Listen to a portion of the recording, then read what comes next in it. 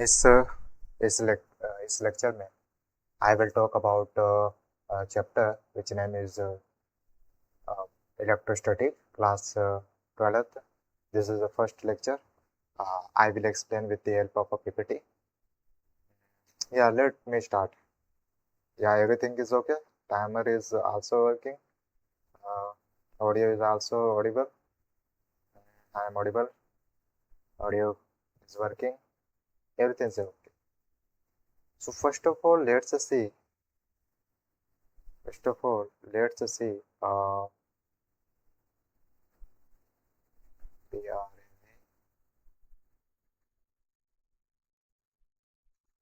PRNA.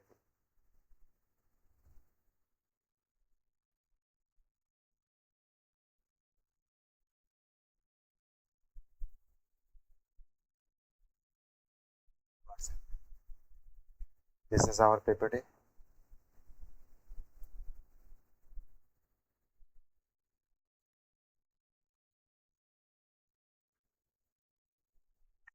This is our PPT. Topics to be covered. First of all, we will see introduction, then basic properties of electric charge. Then third topic is charging methods, and fourth is column.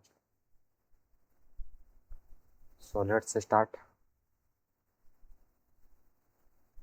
We are going to talk about uh,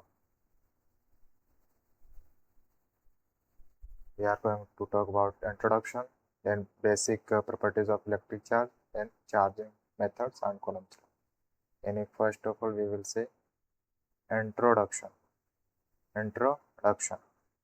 Then we will say basic properties. Basic properties of electric charge means electric charge का basic properties क्या क्या वो देखेंगे. फिर उसके बाद charging methods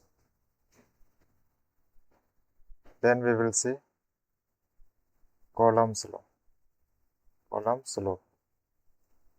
I think if time gives us allow, then we will cover all this.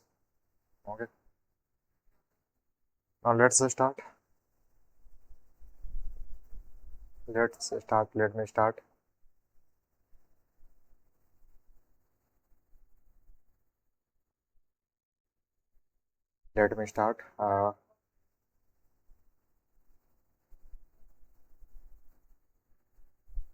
Electromagnetism.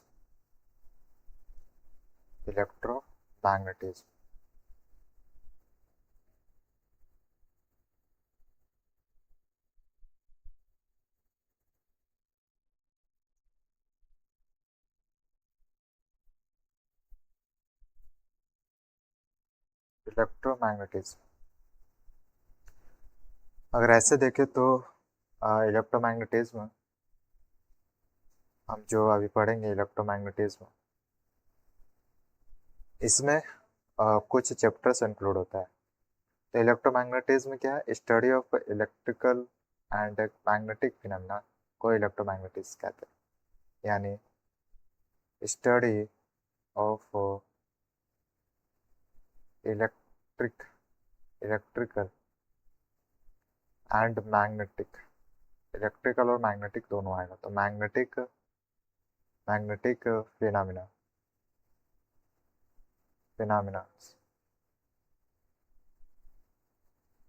is known as electromagnetism. इसी में दो पार्ट आता है. जैसे फर्स्ट है इलेक्ट्रोस्टैटिक्स एंड सेकेंड है इलेक्ट्रोडायनेमिक्स. इसमें क्या है कि चार्जेस है वो रेस्ट पे रहता है. इसमें चार्जेस मूव करता है. तो चार्ज या तो कांस्टेंट वेलोसिटी के साथ मूव करेगा या फिर वो एक्सेलरेट कर रहा हो, यानी वेलोसिटी कांस्टेंट नहीं रहेगा. बस हम इस इलेक्ट्रोमैग्नेटिज्म को दो पार्ट में डिवाइड करते हैं. फर्स्ट पार्ट होता है इलेक्ट्रोस्टैटिक्स और सेकेंड होता है इलेक्ट्रोडायनेमिक्स. ये है on the basis of rest and motion, है ना. तो ये रेस्ट कैटेगरी का है, ये मोशन कैटेगरी. इसमें इलेक्ट्रॉन रहते हैं. इलेक्ट्रो मतलब चार्ज. तो स्टैटिक मतलब इसमें इलेक्ट्रो मतलब क्या है? चार्ज है. और इसमें स्टैटिक मतलब क्या है? रेस्ट, यानी charge at rest. That is what is electrostatic. The next है इलेक्ट्रिक चार्जेस एंड फील्ड्स। इसमें इससे इलेक्ट्रोस्टैटिक में हमारा चैप्टर आता है, 2 चैप्टर आता है। एक आता है इलेक्ट्रिक चार्जेस एंड फील्ड्स, जो कि पहला चैप्टर है, और इसके बाद सेकेंड चैप्टर होगा इलेक्ट्रोस्टैटिक पोटेंशियल एंड कैपेसिटेंस। ये दोनों कंप्लीट हो गया, फिर उसके बाद हम दोनों कंप्लीट होने के बाद फिर हम मूव ऑन करेंगे इलेक्ट्रोडायनेमिक्स, जिसका फर्स्ट चैप्टर होगा करंट इलेक्ट्रिसिटी और दूसरा होगा मैग्नेटिज्म। और देखो, जो करंट इलेक्ट्रिसिटी होगा, इसमें क्या होगा कि हमारा जो v है, motion of the charges, velocity of the charges will be constant. ठीक है, ये मेन चीज़ है। तो ये करंट इलेक्ट्रिसिटी में हम ये ज़्यादा फोकस करेंगे कि हमारा जो एक्सेलरेशन है वो ज़ीरो है। एक्सेलरेशन क्या है? ज़ीरो है, यानी वेलोसिटी कांस्टेंट है। वेलोसिटी कांस्टेंट है। इसे हम तीन पार्ट में डिवाइड करते हैं। एक होता है करंट इलेक्ट्रिसिटी और एक होता है मैग्नेटिज्म। इसमें क्या होता है मैग्नेटिज्म में? मूविंग चार्जेस मूव करता है, मैग्नेटिक फील्ड प्रोड्यूस करता है। तो मैग्नेटिज्म एक मैग्नेटिज्म में क्या है, 2 चैप्टर्स है। पहले तो ये तो हो गया एक करंट इलेक्ट्रिसिटी के बाद मैग्नेटिज्म आएगा। तो मैग्नेटिज्म में पहला चैप्टर होगा मूविंग चार्जेस एंड मैग्नेटिज्म, फिर आएगा मैग्नेटिज्म एंड मैटर। तो दिस वन एंड सेकेंड और थर्ड, इसमें तो चार्ज कांस्टेंट, अब वेलोसिटी ऑफ चार्ज कांस्टेंट आएगा, तब हम करंट इलेक्ट्रिसिटी और मैग्नेटिज्म के बारे में पढ़ेंगे। लेकिन क्या हो कि इसमें A is not equal to zero. क्या हो अगर A is not equal to zero? तो इस केस में हम कहना चाह रहे हैं कि velocity of charges is not constant. तो इस केस में हमारे पास 2 चैप्टर आता है। ऐसे केस में 2 चैप्टर आता है, एक होता है इलेक्ट्रोमैग्नेटिक इंडक्शन, दूसरा है अल्टरनेटिव करंट और तीसरा है इलेक्ट्रोमैग्नेटिक वेव्स। ये सभी प्रोड्यूस होगा जब वो चार्जेस मूव करेगा with acceleration. Current electricity, moving charge है, मैग्नेटिक फील्ड, मैग्नेटिक तब प्रोड्यूस होगा जब वो चार्जेस कांस्टेंट वेलोसिटी के साथ मूव करेगा, कांस्टेंट वेलोसिटी। तो ओवरऑल इसमें से हमने क्या समझा कि इलेक्ट्रोमैग्नेटिज्म में क्या कहते हैं, इसमें एक इलेक्ट्रोड है और एक मैग्नेटिज्म। तो हम बोल सकते हैं study of electrical and magnetic phenomena is known as electromagnetism.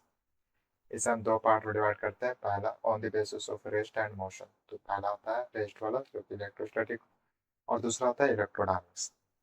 इसमें जो इलेक्ट्रो इसमें 2 वर्ड ऐड है, जैसे इलेक्ट्रो प्लस स्टैटिक। तो इलेक्ट्रो मतलब चार्ज, ये चार्ज पॉजिटिव और नेगेटिव हो सकता है। हम एग्जैक्ट डेफिनेशन देखेंगे कि पॉजिटिव चार्ज और नेगेटिव चार्ज का क्या होता है। हम कहते हैं कि पॉजिटिव चार्ज यानी पॉजिटिव और नेगेटिव चार्ज मतलब नेगेटिव। नहीं, ये इनकम्प्लीट इन्फॉर्मेशन है, यानी ये उतना सेंस नहीं बना रहा है। ठीक है, तो इलेक्ट्रो मतलब चार्जेस और स्टैटिक मतलब रेस्ट।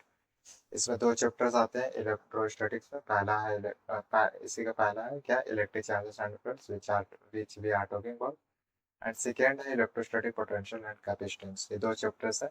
ये 2 चैप्टर्स को हम तब पढ़ेंगे जब हमारा charges, motion of charges rest में है, कोई मोशन नहीं है, तब हम इलेक्ट्रोस्टैटिक, इसमें भी इलेक्ट्रोस्टैटिक ऐड है, potential and capacitance. In this case हम जानते हैं कि जब अगर काइनेटिक होगा तो काइनेटिक मतलब उसे मूव करा, लेकिन यहाँ पर पोटेंशियल है, इसका मतलब मूव नहीं करा। ठीक है, ये 2 चैप्टर्स कवर होगा जब जब चार्जेस आर एट रेस्ट, तब। फिर इसके बाद दूसरा पार्ट है इसका इलेक्ट्रोमैग्नेटिज्म का, दैट इज इलेक्ट्रोडायनेमिक्स। हमें यहाँ स्पष्ट पता चल रहा है, इलेक्ट्रो मतलब वो चार्ज एंड डायनेमिक्स मतलब मोशन। मोशन दो तरह के हो सकता है, एक तो विथ कांस्टेंट और एक विथ वेलोसिटी कांस्टेंट, और एक हो सकता है कि एक्सेलरेट कर। जब चार्जेस कांस्टेंट वेलोसिटी से मूव कर रहा हो तो हम चैप्टर पढ़ते हैं, एक करंट इलेक्ट्रिसिटी और दूसरा है मैग्नेटिज्म। मैग्नेटिज्म में 2 चैप्टर आता है, मूविंग चार्जेस एंड मैग्नेटिज्म, और सेकेंड आता है मैग्नेटिज्म एंड मैटर।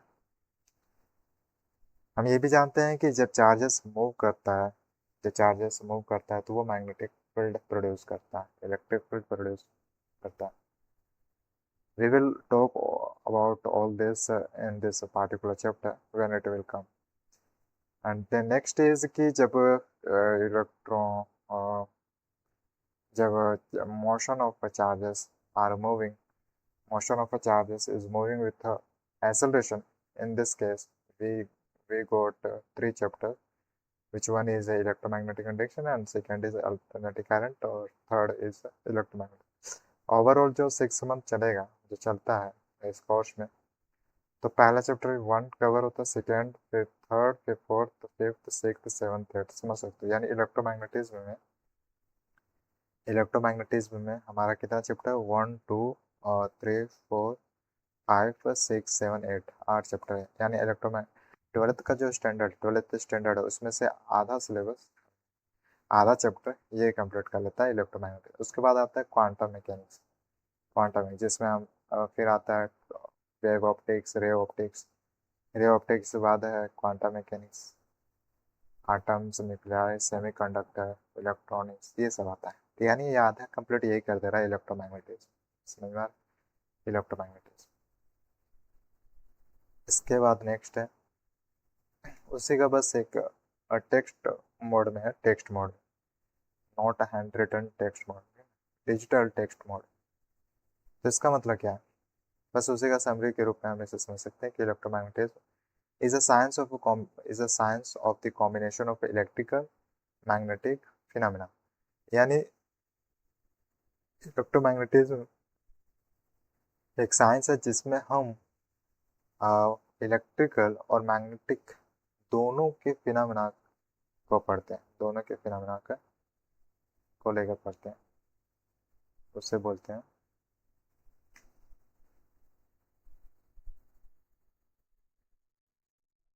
उससे हम क्या बोलते हैं, इलेक्ट्रिक।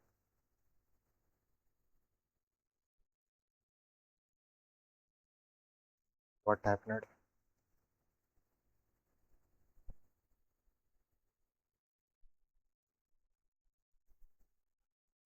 Late me check.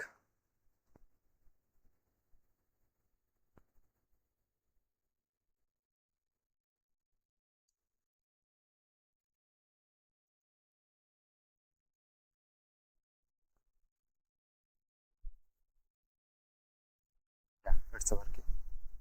तो वी वर टॉकिंग अबाउट कि इलेक्ट्रोमैग्नेट,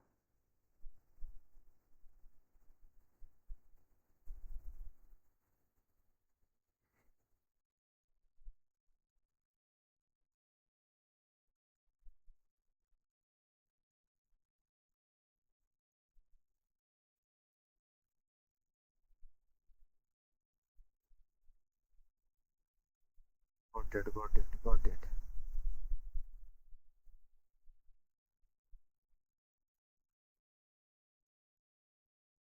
तो इस केस में क्या है कि let's see over here what happened.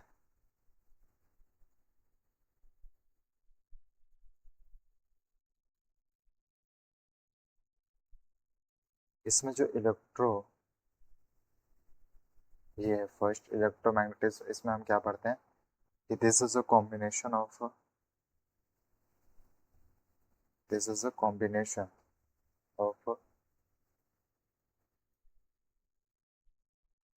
electromagnetism is a science where we talk about the electrical and magnetic phenomena।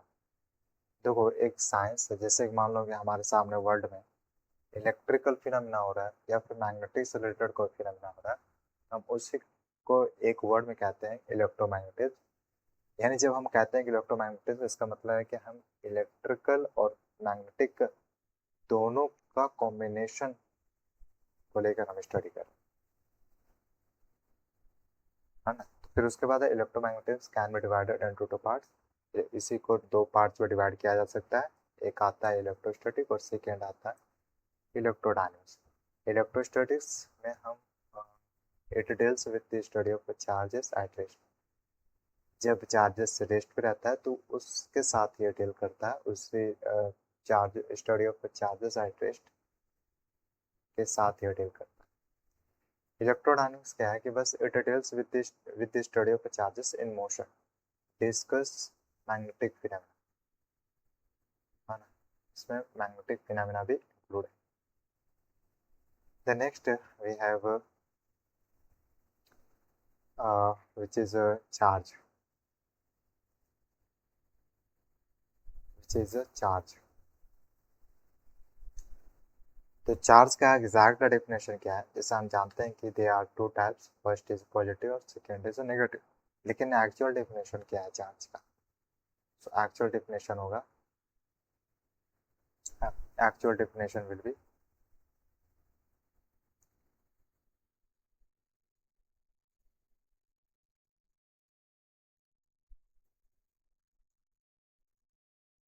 It's not working. Actual definition what will B?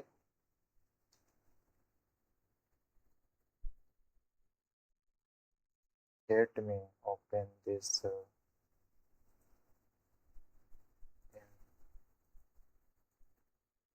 this. Let me export.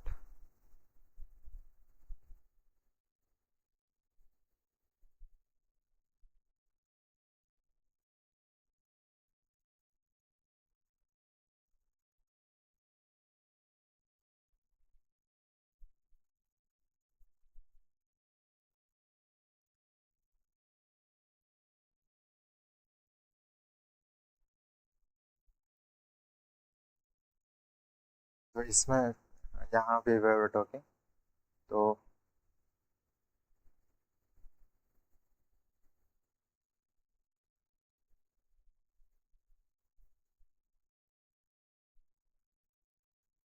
यहाँ charges का मतलब क्या है? Charge का या what is the meaning of charge? देखो charge को हम जानते हैं कि चार्ज को हम दो पार्ट में डिवाइड, हम जानते हैं कि चार्जेस आर टू टाइप्स। एक होता है पॉजिटिव चार्ज और एक होता है नेगेटिव चार्ज। एक होता है पॉजिटिव चार्ज, एक होता है negative charge. We know all this thing, एक पॉजिटिव और एक नेगेटिव। लेकिन ये टाइप्स, एग्जैक्ट डिफिनेशन क्या होगा कि हमें ये बोलना होगा कि जो चार्ज है ये प्रॉपर्टी है, ठीक है, प्रॉपर्टी, प्रॉपर्टी ऑफ मैटर। किसका ये प्रॉपर्टी है? मैटर का। यानी हर मैटर के पास, हर ऑब्जेक्ट के पास क्या चार्ज तो होता है, चार्ज तो होता है, property of matter. Due to which, इसी के कारण, due to which the matter, due to which the matter produce, इसी कारण जो मैटर है वो produce and experiences what? Electrical and magnetic effects। यानी this charge is a property of matter. ये किसका प्रॉपर्टी है? मैटर का, क्योंकि हर मैटर के पास चार्ज होता है। इस तरह याद समझो, हर ऑब्जेक्ट के पास, ईच ऑब्जेक्ट, ईच ऑब्जेक्ट या फिर कहो ईच मटेरियल के पास चार्ज है, और उसी चार्ज के कारण हम इलेक्ट्रिकल फिनोमेना देख पाते हैं। इलेक्ट्रिकल फिनोमेना, फिनोमेना, तो फिनोमेना उस, और इसके अलावा हम मैग्नेटिक फिनोमेना भी देख पाते हैं। Magnetic phenomena, are you understanding? तो इसी कारण क्या होता है कि जो ये है चार्ज प्रोड्यूस कर पाता है ऑब्जेक्ट, ऑब्जेक्ट में ये प्रोड्यूस करता है क्या चीज? इलेक्ट्रिकल और मैग्नेटिक इफेक्ट्स। कौन प्रोड्यूस करता है? चार्ज, जो कि मौजूद होता है मैटर में, ऑब्जेक्ट में। तो हम कह सकते हैं this is a property of matter due to which, due to which it produce what, due to which the matter produce, जिसके कारण। अब ये देखो, ये तो मैटर में प्रेजेंट है। हमें क्या फील होता है कि ये ऑब्जेक्ट ने इस ऑब्जेक्ट ने कंडक्टिविटी पास की, मतलब कि इस ऑब्जेक्ट ने करंट दिया। तो ये महसूस करता है, हम तो ये नहीं बोलते हैं कि ये ऑब्जेक्ट चार्ज है। We don't say like that. इसका मतलब क्या है कि मैटर के पास चार्ज है और इसके कारण फिनोमेना हो रहा है। हम कह सकते हैं कि वो जो टोटल, क्योंकि मैटर में तो बहुत सारे चार्जेस होंगे, तो पूरा रिजल्ट जो आएगा तो मैटर के पास आएगा, तो मैटर, मैटर प्रोड्यूस करेगा क्या? आ, ये प्रोड्यूस करेगा या ये एक्सपीरियंस करेगा क्या? Electrical and magnetic, magnetic produce भी कर सकता है और एक्सपीरियंस भी कर सकता है। मान लो कि इसके सामने दूसरा ऑब्जेक्ट है, तो इसके पास भी तो चार्जेस होगा और उसके पास भी चार्जेस होगा, तो ये क्या महसूस करेगा? मैग्नेटिक इफेक्ट महसूस कर सकता है। Even electrical electrical magnetic both.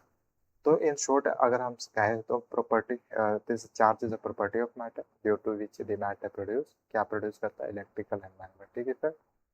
और ये एक्सपीरियंस भी करता है इलेक्ट्रिकल एंड मैग्नेटिक इफेक्ट्स। ठीक है, ये जो पॉजिटिव और नेगेटिव है ये टाइप्स है। तो इसी का बस टेक्स्ट मोड में लिखा हुआ है। जैसे इलेक्ट्रिक चार्ज है, इसका अगर ये है derived physical quantity, this is not fundamental quantity but derived physical quantity.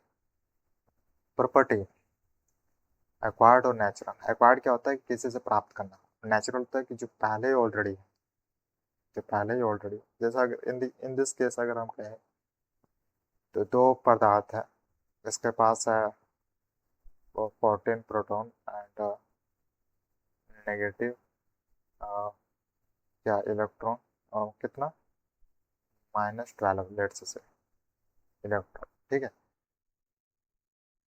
ठीक है।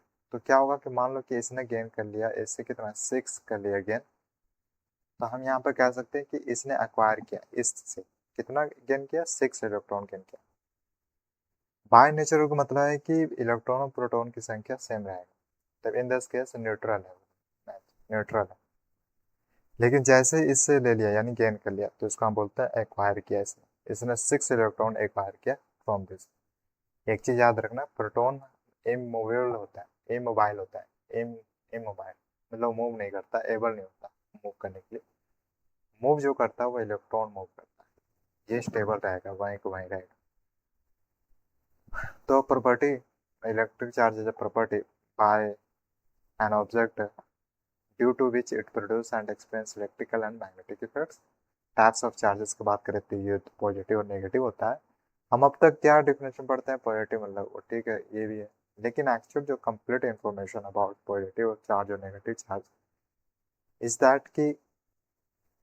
दैट कि जो पॉजिटिव चार्ज, इसका मतलब होता है कि it has deficiency of negative charge, या फिर बोल सकते हो इलेक्ट्रॉन, इसके पास डिफिशियंसी कमी होती है इलेक्ट्रॉन्स की कंपेयर टू प्रोटॉन्स। मान लो कि 14 है, 14 प्रोटॉन्स है, तो हम ये कहते हैं कि इसके पास जो ज़्यादा संख्या वो प्रोटॉन्स की है। वी कांट से कि इसके पास नेगेटिव चार्ज नहीं है, इलेक्ट्रॉन्स नहीं है। वी कांट से कि पॉजिटिव चार्ज के पास इलेक्ट्रॉन नहीं, इसके पास इलेक्ट्रॉन्स है, बट क्या है कि बहुत ही कम है, डिफिशियंसी कमी है इसके पास, इलेक्ट्रॉन्स की कमी एज कम्पेयर टू प्रोटॉन। वैसा ही उल्टा किसके साथ होता है? नेगेटिव चार्ज, इसके पास डिफिशियंसी रहता है प्रोटॉन्स की, लेकिन इसके बाद देखें तो सबसे ज़्यादा संख्या किसका रहेगा? इलेक्ट्रॉन्स। लेकिन जो डिफिशियंसी नेगेटिव चार्ज के पास होता है वो होता है किसका डिफिशियंसी होता है? प्रोटॉन्स की। या फिर in other word we can say कि it is the excess of electrons, ये इलेक्ट्रॉन्स को एक्सेस करता है ज़्यादा, इसके पास एक्सेस होता है इलेक्ट्रॉन्स को एक्सेस करने के लिए। So in this PPT just we in this slide just we saw electric charge, what is the exact definition of electric charge and types of the charge। तो पॉजिटिव चार्ज आपसे कोई पूछे तो हम डायरेक्ट कह सकते हैं कि it has a deficiency of electron as compare to proton, मतलब इसके पास प्रोटॉन की संख्या ज़्यादा होता है और इसके पास इलेक्ट्रॉन की कमी होती है। सेकेंड जो नेगेटिव चार्ज है, इसके पास प्रोटॉन की कमी होती है लेकिन इलेक्ट्रॉन का एक्सेस ज़्यादा होता है। ठीक है, गोट इट नाउ नेक्स्ट। अगर यूनिट की बात करें तो unit of a charge, let me see everything is okay और नो।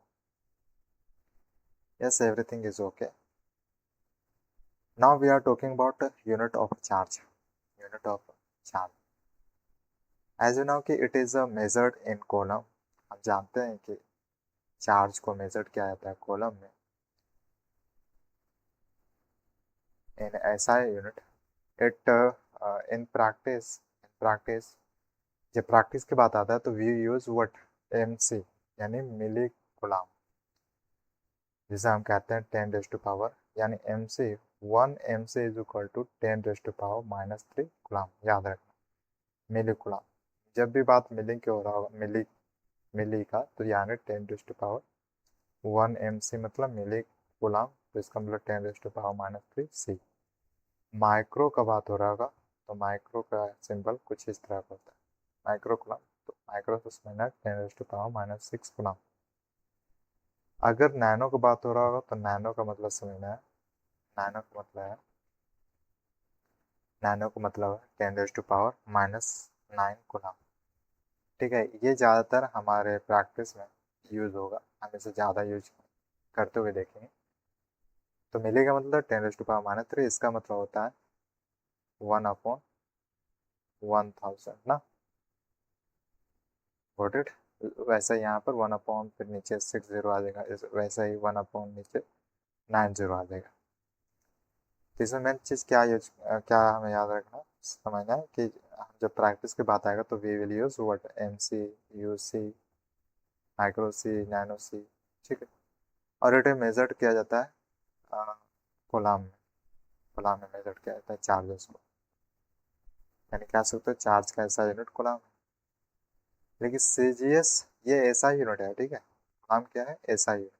रिमेंबर, कोलाम इज ऐसा यूनिट ऑफ चार्ज। ठीक है, चार्ज का ऐसा यूनिट क्या है, कोलाम, ऐसा यूनिट। ठीक है, गॉट इट। फिर उसके बाद CGS यूनिट की बात करें, सेंटीग्राम सेकेंड, तब क्या होगा इसका, तो हम कह सकते हैं इलेक्ट्रोस्टैटिक यूनिट CGS की। तब इस केस में क्या होगा, इलेक्ट्रोस्टैटिक यूनिट होगा, इलेक्ट्रोस्टैटिक यूनिट। फिर उसके बाद 1 कूलम कितना इक्वल होता है, ये भी इंपॉर्टेंट है, ये रेयरली यूज होता है लेकिन ये इंपॉर्टेंट है। 1 कूलम कितने USU के बराबर होता है, या फिर कह सकते हो 1 कूलम कितने इलेक्ट्रॉन के बराबर होता है। लेट्स सी ना, तो remember 1 coulomb is equal to 3 × 10⁻⁹ ये है इन CGS यूनिट में। ठीक है, CGS यूनिट में ESU इसका मतलब होता है electrostatic unit, electrostatic unit of charge. ठीक है, तो यहाँ पर ये है किसमें, इन CGS यूनिट में, CGS यूनिट। तो C मतलब सेंटी, G मतलब ग्राम, और S मतलब सेकेंड। ये अनदर सेट ऑफ, ये अनदर सेट है ऑफ यूनिट। लेकिन अभी जो मॉडर्न में यूज किया जाता है वो ऐसा यूनिट है। फिर भी क्वेश्चन अगर पूछता है कि CGS यूनिट बताओ, तो हम ये लिखेंगे, ये है value of 1 coulomb 3 × 10⁻⁹ ESU। ESU का मतलब क्या है, ESU का मतलब है इलेक्ट्रोस्टैटिक, इलेक्ट्रोस्टैटिक। ठीक है, ए से इलेक्ट्रो, ए से स्टैटिक, फिर यू से यूनिट है, यू से यूनिट, गॉट इट। ठीक है, दिस वाज अबाउट 1 कूलम। उसी तरह क्या है कि क्वेश्चन पूछ सकता है कि 1 फैराडे कितना कूलम के बराबर है, तब आंसर होगा 1 फैराडे कितना कूलम के बराबर, तब हमारा आंसर होना चाहिए 96,500 कूलम। या फिर उल्टा भी क्वेश्चन कर सकता है ना, कह सकता है कि 96,500 कूलम है, ये कितना फराडे के इक्वल है, तो डायरेक्ट आंसर होना चाहिए 1 फराडे के इक्वल, 1 फराडे। यानी कह सकते हो 1 फराडे इज इक्वल टू 96,500, 96,500। अच्छा ठीक है, 10⁻⁹ ये भी ठीक है। अब इसी को हम अपने समरी में देखें कि हमने इसमें क्या समझा। So let me explain क्या समझा।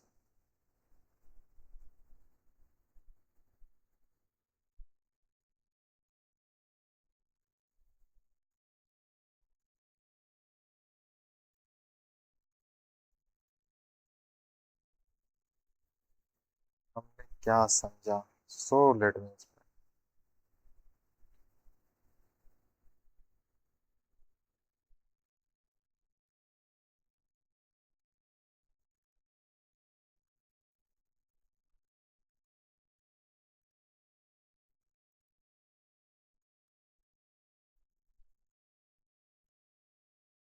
ओके, तो इसमें हमने समझा यहाँ पर साइड में कि पहला नंबर क्या था, वी हैव फॉरगॉट, हम we were talking about SI unit ना, एसआई यूनिट। फिर हमने देखा सीजीएस यूनिट, सीजीएस यूनिट। हम जानते हैं कि जो चार्ज है इसका एसआई यूनिट होता है कूलम, बिना। लेकिन अगर इसका सीजीएस यूनिट से देखें तब बात आता है इलेक्ट्रो इलेक्ट्रोस्टैटिक इलेक्ट्रोस्टैटिक यूनिट, जिसे हम शॉर्ट में लिखते हैं ई एस यू। ई का मतलब इलेक्ट्रो, एस का मतलब स्टैटिक और यू का मतलब। तो जब बात आए कि 1 कूलम कितने इलेक्ट्रोस्टैटिक यूनिट के बराबर होता है, तो हमारा आंसर सिंपल होना चाहिए 3 मल्टीपल 10⁹ ई एस यू ये इक्वल होता है। ये क्या है कि इन सीजीएस यूनिट में, this is in CGS unit, ठीक है। फिर उसके बाद क्या है कि 1 फैराडे कितना कूलम्स के बराबर होता है। डायरेक्ट आंसर 96,500 कूलम के बराबर, ठीक है। गॉट इट, एवरीथिंग गोस। अब क्या है कि हम जानते हैं कि इसका चार्ज का ऐसा यूनिट है कूलम।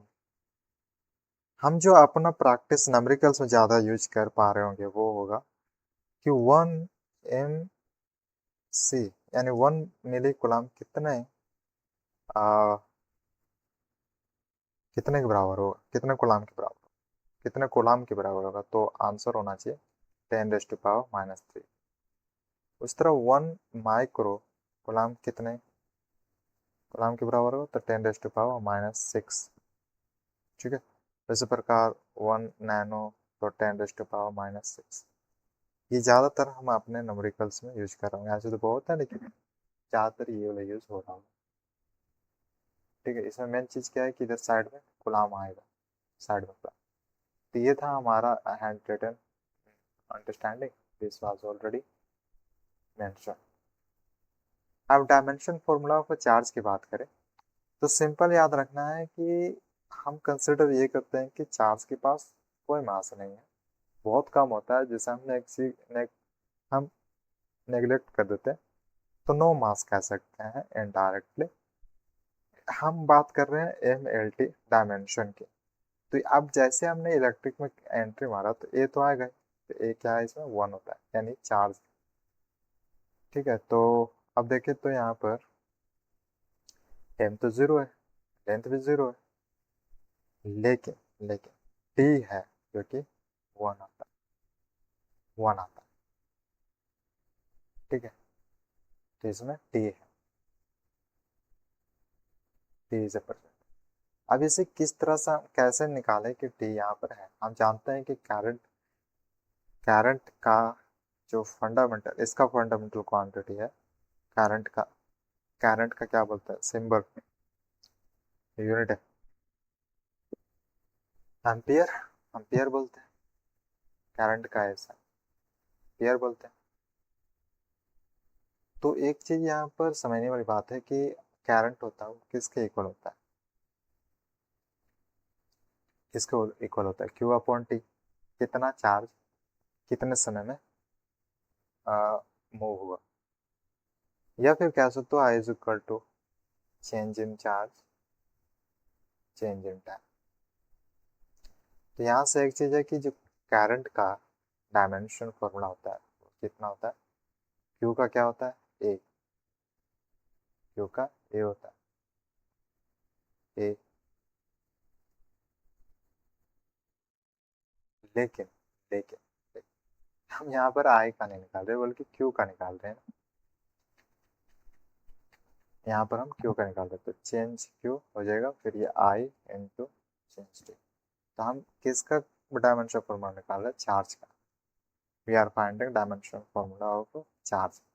इस केस में करंट का क्या होगा, फंडामेंटल क्वांटिटी ए हो जाएगा और टी का एस हो जाएगा। तो यहाँ से हमें क्या प्राप्त हुआ, M zero L zero T है कितना 1, और ये है वन, ये है डायमेंशन ऑफ चार्ज। तो अगेन अगर बारी आता है तो हम ये कह सकते हैं कि डायमेंशनल फॉर्मूला ऑफ ऐसा ऑफ चार्ज। इस केस में हम कैसे निकालें, ये मेन चीज़ है। तो हम जानते हैं I is equal to Q upon T और change in Q upon change in time. यहाँ से हम चार्ज की बात करें तो चार्ज हो जाएगा आई इंटू टी, जो फंडामेंटल क्वांटिटी ऑफ आई का होता है। Fundamental symbol of fundamental quantity होता है, रिप्रेजेंट जिससे करते हैं, वो क्या होता है कि ए होता है और टी का एस होता है। तो यहाँ से डायमेंशनल फॉर्मूला ऑफ चार्ज क्या निकल के आएगा, हम कह सकते हैं वो होगा एम जीरो, इसके पास कोई मास नहीं है, न ही लेंथ है, टी वन है और A one, that's it, got it, everything is okay. Now next है properties of charge. Properties of charge क्या क्या प्रॉपर्टीज है। पहला प्रॉपर्टी है कि it is a scalar quantity, charge is a scalar quantity and it adds algebraically, यानी ये simple इसे ऐड कर सकते हैं, कोई फैक्टर लगाने की जरूरत नहीं। जैसे कि 5 कूलम है प्लस 9 कूलम है, तो हम डायरेक्ट कह सकते हैं जो हम अपने डेली लाइफ में सम यूज करते हैं वही सही सम यूज करना है। टोटल कितना हो जाए 40। यही से हमें समझ में आता है क्या कि ये चार्ज कंजर्व रहता है, it is a conserve in an isolated system, isolated system पर बहुत ही डिस्कस हुआ क्लासेस में, मैं भी यहाँ पर इसके बारे में हाईलाइट करना चाहता हूँ। Total charge means constant. तो टोटल चार्ज, जैसे कंजर्व का मतलब क्या होता है कि जो टोटल चार्ज है इन आइसोलेटेड सिस्टम वो कांस्टेंट रहता है, चाहे इधर कर दो चाहे उधर कर दो, लेकिन जो टोटल रहेगा वो कांस्टेंट रहेगा, जैसा जितना था टोटल उतना ही रहेगा इवन आफ्टर प्रोसेस। ठीक है, तो पहला क्या है, this is a scalar quantity and we can add simply without the help of vector. Next क्या है कि ये कंजर्व रहता है, यानी जो इसका टोटल चार्ज होता है रिमेन्स कांस्टेंट। थर्ड है क्वांटाइजेशन मतलब होता है कि चार्ज एग्जिस्ट इन इंटीग्रल। इसका मतलब याद रखना है कि चार्ज है वो एग्जिस्ट करता है। तो पहला नंबर क्या है, चार्ज इज क्या, चार्ज क्या है, अ स्केलर क्वांटिटी। ठीक है, अ स्केलर क्वांटिटी। उसके बाद क्या है कि दिस इज अ कंजर्व्ड मतलब रिमेन्स कांस्टेंट, गॉट इट। फिर इसके बाद क्या है, क्वांटाइजेशन। इसका मतलब क्या है, charge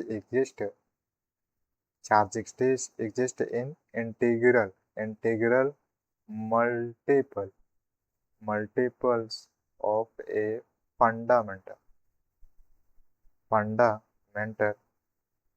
unit of electric charge.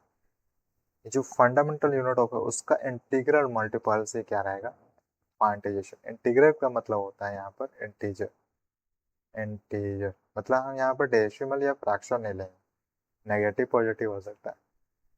तो क्वांटाइजेशन से छोटा नंबरिकल्स बनता है, इस पर बेस्ड, इस फॉर्मूला पे based n is equal to q is equal to n. कितना चार्ज है तो हमें यहाँ से पता चलता है कि एक चार्ज कितने इलेक्ट्रॉन के बराबर है, तो हमें यहाँ से पता चल सकता है। Charge is always associated with mass और चार्ज इज इनवेरिएंट, यानी charge is always associated with mass. कह सकते हो कि इसमें जो चार्ज है वो इनवेरिएंट है, बदलता नहीं है, सेम रहता है।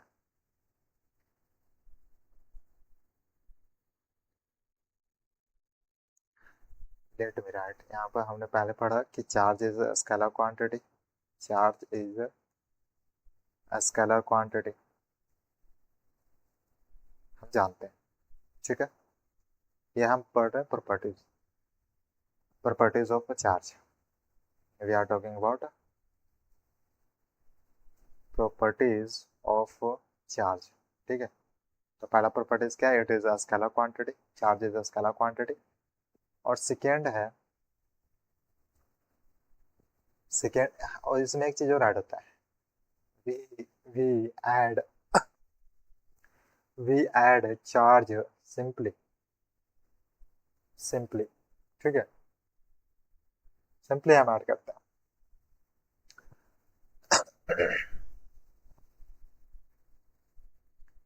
Charge is invariant.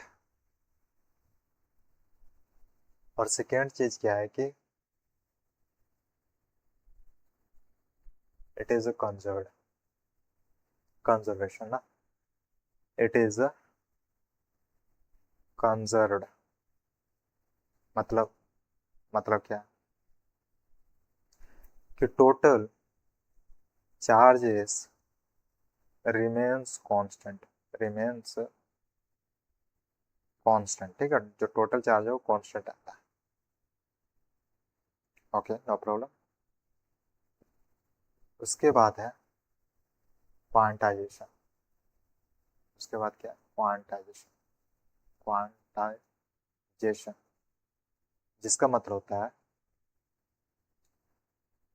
कि it is, it is multiple integrals, it is a integral, integral, integrals of multiple, multiple of fundamental, fundamental basic unit of electron, unit of electron. Got it? This a charge exists in integral multiples of a fundamental unit of electric charge, electric of electric charge, ठीक, electric charge. एक चीज यहाँ पर है ना, ये exist तब करेगा, it will exist, exist when this is integral multiple, multiple, ठीक है। तो हम शॉर्ट में कह सकते हैं q is equal to plus minus is n e. ये q है, क्वांटाइजेशन है, या फिर बोल सकते हो चार्ज है। तो ये q will be equal to, या तो q हो सकता है प्लस एन ई, या फिर q हो सकता है minus n e. Never decimal, ठीक है, याद रखना, never in decimal, never in decimal और फ्रैक्शन। तो डेसिमल का आना बेटर रहेगा, डेसिमल का आना बेटर रहेगा, ठीक है, q is equal to plus minus n. Integral का मतलब क्या होता है, यहाँ पर इंटीजर है, इंटीग्रल मीन्स इंटीजर, इंटीजर, ठीक, इंटीजर, गोट इट, ठीक है। फिर इसके बाद charge is always associated with mass, हम इसके बारे में चर्चा करेंगे, लेकिन फिलहाल के लिए charge is invariant. Let's see what is the meaning. Charge क्या है, charge is invariant, invariant, invariant का मतलब क्या होता है, इनवेरिएंट का मतलब होता है, इनवेरिएंट मीन्स नो चेंज, ठीक है, नो चेंज और अनचेंज्ड, अनचेंज्ड, कोई चेंज नहीं, इसका मास में कोई चेंज नहीं आता, ठीक है, नो चेंज इन मास, बदलता नहीं है। अगर ये 10 चार्ज है, 10 चार्ज है तो आफ्टर प्रोसेस टोटल का हो, अगर हम इसे डिस्ट्रीब्यूट कर दे 5-5 करके, 5-5 करके हम डिस्ट्रीब्यूट कर दे, और जब हम ऐड करेंगे तो हमें टोटल 10 चार्ज ही मिलेगा, यानी कोई चेंजेस नहीं मिलेगा, ठीक है। इसी को हम क्वांट, इसी को हम कंजर, इसी को हम क्या बोलते हैं, कंजर्वेशन, ठीक है, कंजर्वेशन बोलते हैं, कंजर्वेशन ऑफ चार्ज, जो कि कांस्टेंट रहता है, remains constant, constant, got it. ठीक है, देन वी विल से कि जो चार्ज है is associated with mass, charge is also always associated with mass, we will say. तो पहला क्या है यहाँ पर, invariant nature of a charge, यानी charge is independent of a frame of reference. इसे फ्रेम, हम जैसे क्लास 11 में पढ़ते थे कि फ्रेम ऑफ रेफरेंस की जरूरत पड़ती है, हाँ वहाँ पर पढ़ता है, लेकिन इन दिस चैप्टर चार्ज को, चार्ज क्या है, ये पूरी तरह से इंडिपेंडेंट है फ्रेम ऑफ रेफरेंस से। किसी भी फ्रेम ऑफ रेफरेंस से देखें तो चार्ज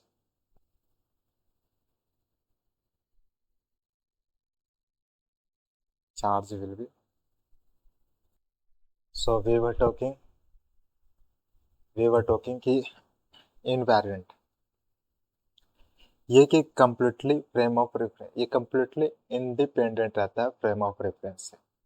या फिर दूसरा वर्ड में कह सकते हैं कि charge does not change with motion. अगर चार्ज मूव भी कर रहा है, चार्ज इज मूविंग, तब भी क्या रहेगा वहां पर 10 चार्ज ही रहेगा। फॉर एग्जाम्पल 10 है, 10 गुलाम, फॉर एग्जाम्पल 10 गुलाम है, तो 10 गुलाम ही रहेगा, कोई चेंज नहीं आएगा, इनवेरिएंट रहेगा। मूविंग के दौरान भी वो 10 ही गुलाम रहेगा, रेस्ट के दौरान भी 10 ही गुलाम रहेगा। At rest will be same, ठीक है। मूविंग के दौरान, मूविंग के मोमेंट के भी टाइम 10 गुलाम और रेस्ट के टाइम पे 10 गुलाम। इवन एक्सेलरेशन भी रिड्यूस कर रहा है, एक्सेलरेशन के साथ भी मूव कर रहा है, तो 10 गुलाम ही रहेगा, ठीक है। ठीक, सो या दिस वाज एन एग्जांपल। अगर हम फ्रेम से देखें तो ये अगर पर्सन है कि ये पर्सन भी है, ए और बी है, दोनों देखेगा तो दोनों यही ऑब्जर्व करेगा कि ये रेस्ट पर 10 गुलाम है, जो रेस्ट पर है, और ये 10 गुलाम 100 मीटर पर सेकेंड के हिसाब के, 100 मीटर पर सेकेंड वेलोसिटी के साथ मूव कर रहा है। दोनों को सेम ऑब्जर्वेशन मिलेगा, कोई चेंज नहीं, ठीक है। नेक्स्ट,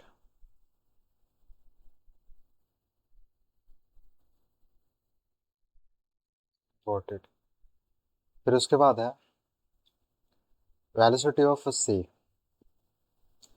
हम एक चीज पढ़ते हैं, इनवेरिएंट का मतलब तो हम ये कहना चाह रहे हैं कि कोई चेंज नहीं होगा मोमेंट के दौरान और रेस्ट के दौरान।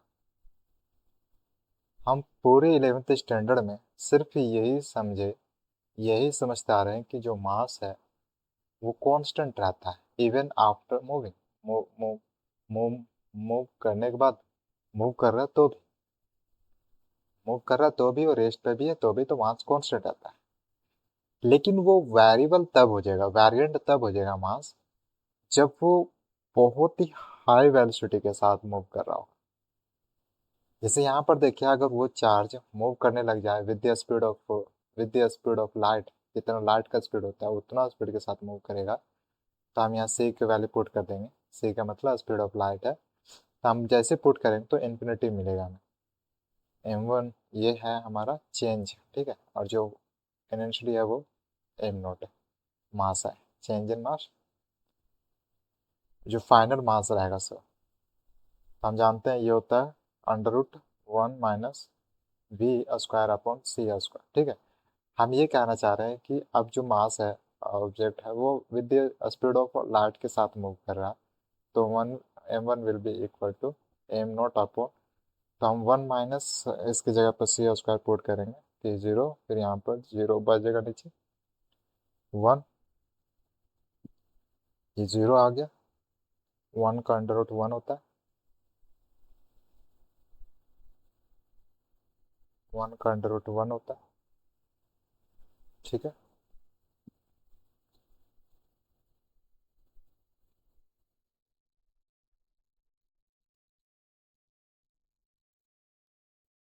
याद रहे यहाँ पर √1 है। मैं अगर ये पूछूं कि √1 की वैल्यू कितना होगा, तो आंसर क्या आना चाहिए, लेट लेट मी नाउ कि what will be value of under root one.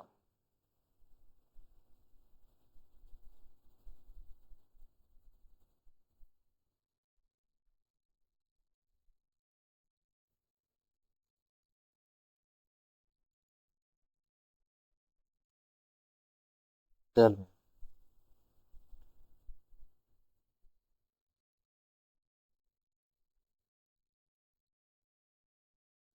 So your answer would be 1.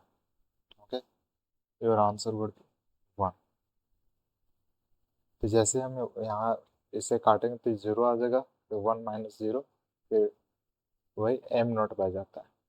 Am not, am not. तो हमें यहाँ से ये समझना है कि अगर वो मूव करे with the speed of light, तब हमें मास में चेंजेस मिलेगा. तब क्या होगा कि मास जो वो होगा वो इंक्रीज करेगा.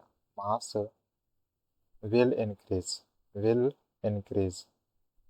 अगर वो बहुत ही हाई वेलोसिटी के साथ मूव करता है, बहुत ही हाई, उतना हाई तो हम नॉर्मल लाइफ में कभी नहीं देखते. लेकिन हम इमेजिन कर रहे हैं बहुत ही हाई स्पीड से, बहुत ही हाई वेलोसिटी से मूव कर रहा है, तो उस टाइम हम ये देख सकते हैं कि मास है वो कांस्टेंट नहीं, वो वैरी कर रहा होगा. मास, मास वैरी कर रहा. ठीक है. रिलेटिविस्टिक, इसे ये आंस्टीन के द्वारा दिया गया था, तो ये अभी हमारे इस कोर्स में नहीं है. थोड़ा सा लिटिल इन्फॉर्मेशन लेना था इस दिन. स्कैप वेलोसिटी मतलब समझ रहे हो, ग्रेविटेशन फील्ड से बाहर चल जाएगा. इतना वेलोसिटी से हम कोई चीज़ फेंकेंगे फ्रॉम अर्थ, इतना वेलोसिटी से 11 मल्टीपल 10⁻³ मीटर पर सेकेंड, इतना वेलोसिटी से भेजेंगे, तो जो ऑब्जेक्ट है वो ग्रेविटेशनल फील्ड से बाहर चल जाएगा, वो स्पेस में एंट्री कर जाएगा. और जो स्पीड ऑफ लाइट होता है, वो वैल्यू होता है, वो कितना होता है, वो होता है 3 मल्टीपल, जो speed of light, value of speed of light होता है 3 मल्टीपल 10⁸ मीटर पर सेकेंड. Got it. और जो ये स्कैप वेलोसिटी होता है, होल्ड ऑन, स्कैप वेलोसिटी वो इक्वल होता है 11 मल्टीपल 10⁻³ मीटर पर सेकेंड. और जो स्पीड ऑफ लाइट होता है वो होता है 3 मल्टीपल 10⁸ मीटर पर सेकेंड. कौन सबसे ज़्यादा है, तो आंसर होगा स्पीड ऑफ लाइट. हम इतना इसका मतलब क्या है, स्कैप वेलोसिटी का मतलब होता है कि जब हम कोई चीज़ को फेंके इतना वेलोसिटी से, तब वो क्या होगा कि मैक्सिमम है ये, और इस जैसे इससे ज़्यादा फेंकेंगे तो वो ग्रेविटेशनल फील्ड से बाहर चला जाएगा, यानी स्पेस में चला जाएगा. तब उस पर ग्रेविटेशन का कोई इफेक्ट नहीं पड़ेगा. इसका मतलब होता है स्कैप वेलोसिटी. ये जो स्पीड ऑफ लाइट इतना है, तो इसमें सबसे ज़्यादा क्या है, ये मतलब कि इससे भी ज़्यादा है. तो आप समझ सकते हैं कि कितना ये वेलोसिटी होगा, बहुत ही ज़्यादा, बहुत ही ज़्यादा. तब तो ऑफकोर्स ऐसा, ये रियलिटी है, इस ये एग्जिस्ट करता है, ये इक्वेशन एग्जिस्ट करता है. इमेजिन कर सकते हैं कितना वेलोसिटी. इसलिए मैंने कहा कि इतना वेलोसिटी जो हम नॉर्मल लाइफ में देखते हैं, कोई वाहक भी नहीं चलता इतना, बोले तो कुछ नहीं. अभी जल्दी कॉमन नहीं दिखता कि कोई चीज़ इतना वेलोसिटी से मूव कर रहा है. Okay, this was a little information about this equation. अब ये एक एग्जांपल है उसी का. जैसे मान लो रेस्ट में था वो 1 kg था उसका मास, लेकिन जैसे ही वेलोसिटी इंक्रीज करता गया, बहुत ही हाई स्पीड से भागा, तो उसका कितना चेंज आएगा, चेंज आएगा 0.001, यानी उसमें बढ़ा, इंक्रीज हो जाएगा, इंक्रीज हो जाएगा. ये तब इंक्रीज होगा जब velocity will be high, when velocity will be high. ठीक है, तब ये इंक्रीज होगा. Got it. यानी यहाँ से एक कंक्लूजन ये निकलता है कि अगर वो बहुत बहुत बहुत हाई स्पीड के साथ मूव कर रहा है, तो उसमें जो उसका मास है वो इंक्रीज कर जाएगा. मास क्या करेगा, इंक्रीज करेगा. यहाँ पर है एम, यानी मास ऑफ इलेक्ट्रॉन और मास ऑफ प्रोटॉन. हम जानते हैं कि बिना मास ऑफ इलेक्ट्रॉन वो कितना इक्वल है 9.1 मल्टीपल 10⁻⁻13 वहीं पर मास ऑफ प्रोटॉन है वो इक्वल है 1.67 मल्टीपल 10⁻⁻27 केजी। ये किसका मास है इलेक्ट्रॉन का, 1 इलेक्ट्रॉन का। ये किसका मास है 1 प्रोटॉन का। हम जानते हैं मास ऑफ न्यूट्रॉन है वो लगभग लगभग मास ऑफ प्रोटॉन के बराबर होता है। न्यूट्रॉन की बात हो रहा है, न्यूट्रॉन का। न्यूट्रॉन में क्या आता है, प्रोटॉन प्लस न्यूट्रल आता है। न्यूट्रॉन न्यूट्रल शायद ये बात हो रहा है। तो जो मास ऑफ न्यूट्रॉन होता है लगभग लगभग मास ऑफ प्रोटॉन के बराबर होता है। ये थोड़ा सा ज़्यादा होता है mass of neutron. In reality देखे तो मास ऑफ न्यूट्रॉन है वो थोड़ा सा ज़्यादा होता है as compare to mass of proton. ठीक है, इसलिए यहाँ पर कहा जा रहा है लगभग लगभग बराबर, लेकिन थोड़ा ज़्यादा होता है अगर रियलिटी की बात करें तो। This was about mass of electron and mass of proton. तो मास ऑफ इलेक्ट्रॉन याद रखना 9.1 मल्टीपल 10⁻⁻31 केजी। ये है mass of electron. Mass of proton कितना है 1.67 मल्टीपल 10⁻⁻7 केजी। अच्छा, इसमें सबसे कम किसका है?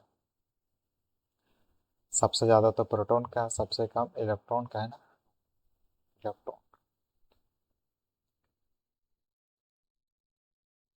इलेक्ट्रॉन। ठीक है, now next conservation of charge. इसका मतलब क्या आता है कि जब टोटल की बात आएगा नेट रिजल्ट का तो कांस्टेंट आएगा। जितना हमने ऐड किया इंडिविजुअली उसका सम अगर देखें तो वही सेम आएगा। मान लो कि इसमें 15 था और इसमें 7 था, तो ऐड करने के बाद कितना आएगा, वही 22 आएगा।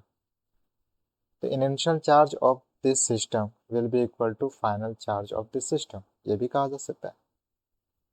Initial charge of this system is equal to final charge of this system, got it, of the system, no problem।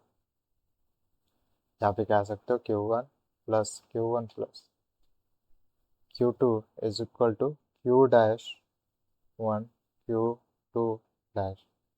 Changes के बाद भी वही आएगा, कोई चेंज नहीं आता है। ये कहना चाह रहा है कि हमने ऐड कर दिया, ठीक है, 5 प्लस C कर दिया, यानी क्या हुआ कि इसमें से 5 किया और इसमें ऐड हो गया, यानी इसने एक्सेस कर लिया 5 इलेक्ट्रॉन कह सकते हो, इसने एक्सेस कर लिया और इसमें से क्या हो गया कि 5 इलेक्ट्रॉन घट गया और इसमें 5 इलेक्ट्रॉन गेन हो गया, यही हुआ, एक्वायर हो गया। एक्वायर कितना हुआ 5 इलेक्ट्रॉन। अब ऐड करेंगे तो वही रिजल्ट मिलेगा। इनिशियली कितना था 10 प्लस 20 30। अब जब हमने एक्सेस जैसे गेन और कम किया, इसने गेन किया, बी बॉडी ने गेन कर लिया 5 इलेक्ट्रॉन। अब अगर देखें हम जानते हैं कि ठीक है अब क्या है कि इसके पास ज़्यादा इलेक्ट्रॉन हो गया, इसके पास कम इलेक्ट्रॉन हो गया, लेकिन बात यह है कि टोटल का बात है, टोटल में कितना, टोटल में वही सेम रहेगा। इनिशियली टोटल कितना था 10 प्लस 20 30 था। अब देखिए फाइनल तो 10 प्लस मतलब 10 प्लस नहीं होगा, लेकिन 5 प्लस 25 तो वही 30 रहेगा। टोटल रिमेन्स कांस्टेंट, ये चीज़ याद रखना है, टोटल रिमेन्स कांस्टेंट। अच्छा, यहाँ पर एक चीज़ मुद्दा है, आइसोलेटेड सिस्टम का मतलब क्या है? आइसोलेटेड सिस्टम का मतलब, आइसोलेटेड सिस्टम मतलब क्या? देखो ए बॉडी है, ठीक है, ए बॉडी है और बी बॉडी है। इसका अपना यूनिवर्स मान लो, एक यूनिवर्स है। इसके दौरान क्या होगा कि इसका इफेक्ट बी पे पड़ेगा, बी का इफेक्ट ए पे पड़ेगा, यानी दोनों में इंट्रैक्शन हो रहा है, दोनों में इंट्रैक्ट होगा, दोनों में इंट्रैक्ट। दूसरा एग्जांपल लेते हैं, जैसे ए है, ठीक है, इसका यूनिवर्स है ये, एक इस यूनिवर्स में सिर्फ एक बॉडी है और दूसरा बी है, इसमें क्या हो रहा है कि ये इसका इंट्रैक्शन ए में नहीं जाएगा, क्योंकि ये आउट ऑफ दिस सिस्टम है, out of this B object is out of this system, इसलिए इसका इंट्रैक्शन नहीं होगा। इंट्रैक्शन के लिए इसको बी को इसी यूनिवर्स में मौजूद होना होगा, जो कि इस केस में हो रहा है। इसमें क्या है कि दोनों ऑब्जेक्ट एक ही यूनिवर्स में है, इसलिए दोनों इंट्रैक्ट कर पाएंगे, दोनों इंट्रैक्शन हो पाएगा दोनों। इस सिस्टम को बोलते हैं आइसोलेटेड सिस्टम। यानी आइसोलेटेड सिस्टम में क्या होता है कि present all the bodies in isolated system they can interact to each other, चाहे वो इलेक्ट्रिक फिनोमेना हो या मैग्नेटिक फिनोमेना हो, उस आइसोलेटेड सिस्टम में both effect can be observe by those objects. ठीक है, ये पॉसिबल तभी है, इंट्रैक्शन तभी पॉसिबल है, ये effects magnetic effects and electrical effects phenomena तभी पॉसिबल जब वो बॉडीज, एक से ज़्यादा बॉडीज वो एक ही आइसोलेटेड सिस्टम या फिर कह सकते हो एक ही यूनिवर्स में प्रेजेंट, आइसोलेटेड या यूनिवर्स। लेकिन जो हम वोकैबुलरी ऑफ दिस 12 स्टैंडर्ड है, उसे हम जो है प्रेजेंट, जो मेंशन किया हुआ है एज अ डाटा कह सकते हो इन एनशर्टी, हम वही यूज़ करेंगे, क्योंकि धीरे धीरे हम इम्प्रूव करेंगे ना तो अच्छा रहेगा, क्यों हम पीछे की ओर जाए, इम्प्रूवमेंट ही अच्छा है। Isolated system rather than saying universe we will say isolated system। ठीक है, this was about isolated system. और उसका डेफिनेशन भी बहुत बढ़िया है कि a system in which bodies are going to interact with the bodies in the same system. देख रहे हो ना, वही था जो मैंने एक्सप्लेन किया। जैसे आइसोलेटेड का मतलब क्या, आइसोलेटेड सिस्टम, इसका मतलब क्या, इसका मतलब this system in which the bodies are going to interact in the same system, in the same system। ठीक है, गॉट इट। एक ही सिस्टम है, वो दोनों इंटरेक्ट कर सकते हैं, उसे यहाँ isolated system. This is done, everything is okay. Now next, quantization का मतलब क्या है, हमने समझा। ये quant Q is nothing but integral multiple of n elementary charge. ठीक है, एलिमेंट्री चार्ज। यहाँ पर इंटीग्रल का मतलब होता है इंटीजर, ना कि डेसिमल। जो क्यू का वैल्यू है वो इंटीजर में आना चाहिए, ना कि डेसिमल। तो शॉर्ट एक छोटा सा इक्वेशन मिलता है, n n Q is equal to plus minus n. यहाँ पर क्यू का वैल्यू या तो नेगेटिव में होगा या पॉजिटिव में होगा, लेकिन डेसिमल में नहीं होगा। एन क्या है, नंबर ऑफ, ठीक है। अभी इज कितना, इसका वैल्यू कितना होता है, 1 इलेक्ट्रॉन होता है। 1 इलेक्ट्रॉन की वैल्यू होता है 1.6 मल्टीपल, याद रखना, ए से याद रख लेना 6, 1.6 मल्टीपल 10⁻⁹ यानी इसके पास बहुत -9 नहीं बल्कि -9, इसके बाद बहुत ही कम कूलाम होता है।